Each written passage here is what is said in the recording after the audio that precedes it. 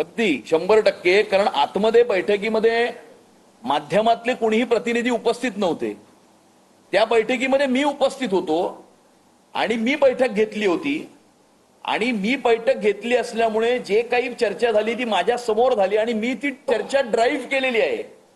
त्यामुळे त्या बैठकीमध्ये घडलेल्या माहितीचा ऑथेंटिक सोर्स हा मीच असून त्यामुळे अध्यक्ष म्हणून त्या बैठकीमध्ये जे झालं ते मी तुम्हाला विस्तृतपणे सांगितलेलं आहे.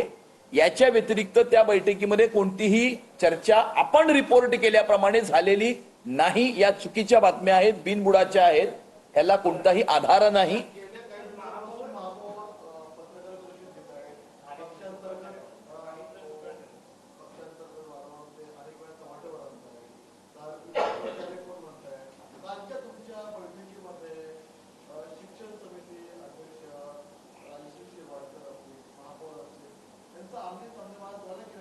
मी तुम्हाला परत एकदा सांगतो, मगाशीही मराठीतच बोललो होतो, आता मी मराठीतच बोलतो आहे की आपण रिपोर्ट केल्याप्रमाणे कोणतीही गोष्ट घडलेली नाही. नंबर 1.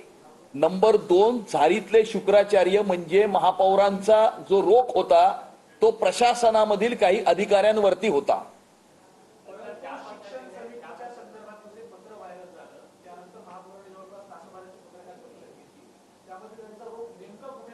प्रशासनावरती होता तो रोख, प्रशासनावर होता. आपण त्याचं काहीही इन्फरन्स काढू शकता आणि त्यामुळे आपला इन्फरन्स काढण्याचं स्वातंत्र्य तुम्हाला पूर्णपणे आहे. परंतु जे खरं आहे, जे ऑथेंटिक आहे, हे मी तुम्हाला अध्यक्ष म्हणून सांगतोय.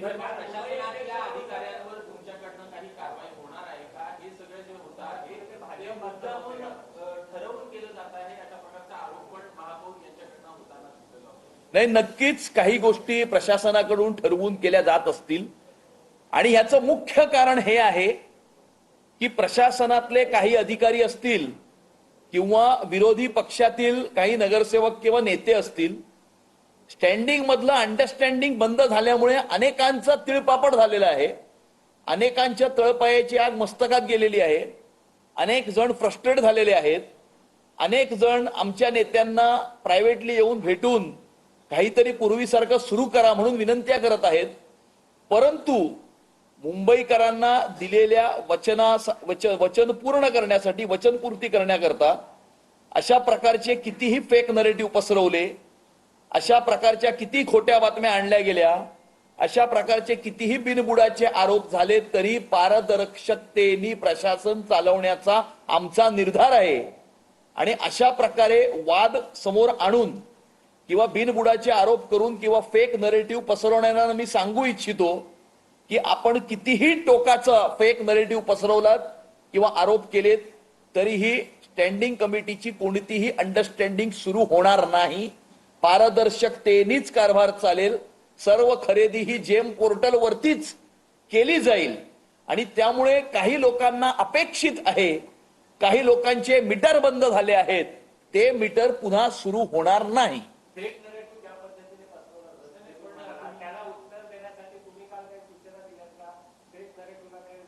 नाही, अगदीच जे खरं आहे, जे गेल्या 6 महिन्यांमध्ये, गेल्या 25 वर्षामध्ये झाली नाही अशा प्रकारची कामं जी गेल्या 6 महिन्यामध्ये करण्याचा प्रयत्न झालाय. 1200 कोटीचे टेंडर रद्द झाले, जेम पोर्टल आणलंय, मुलांकरता कॉन्स्टिट्यूशनल व्हॅल्यूचा अभ्यासक्रम राबवण्यात येत आहे.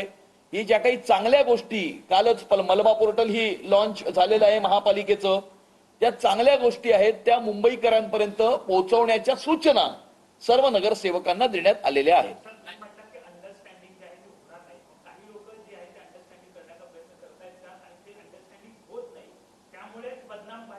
नाही, 100% काही लोक अंडरस्टँडिंग करण्याचा प्रयत्न करतायत. मला स्वतःला विरोधी पक्षातल्या 2 नेत्यांनी फोन करून या गोष्टीची विचारणा केली होती. त्यांना मी साफ नकार दिला होता.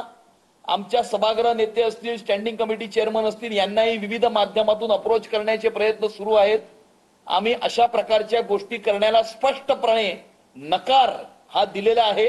कारण मुंबईकरांना दिलेल्या वचनाशी आम्ही कटिबद्ध आहोत आणि त्यामुळे पारदर्शकतेने प्रशासन चालवणं आणि स्वच्छ कारभार देणं हे आमचं उद्देश असल्यामुळे अशा प्रकारच्या कुठल्याही गोष्टींना आम्ही भीक घालणार नाही. ते मी माझ्या वरिष्ठांना सांगितलेलं आहे. सांगा ना, सांगितलं.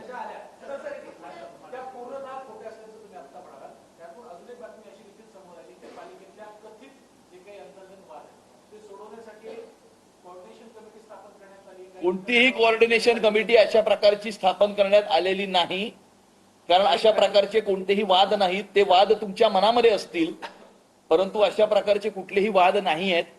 आणि काम करत असताना मतभेद होऊ शकतात. दोन मतभेद म्हणजे एखादी गोष्ट जर करायची असेल त्या करण्याचे 5 वेगवेगळे माध्यम असू शकतात. मला वाटू शकतं की हे माध्यम आहे, त्यांना वाटू शकतं हे माध्यम आहे. हा वाद नसतो, किंवा आपण रिपोर्ट केल्याप्रमाणे खडाजंगी ही नसते. आणि त्यामुळे कृपया पुन्हा एकदा माझी माध्यमांना विनंती आहे की अशा प्रकारे बातम्या देण्याची आधी आमच्याशी जर चेक केलं तर तुम्हाला ऑथेंटिक इन्फॉर्मेशन, करेक्ट इन्फॉर्मेशन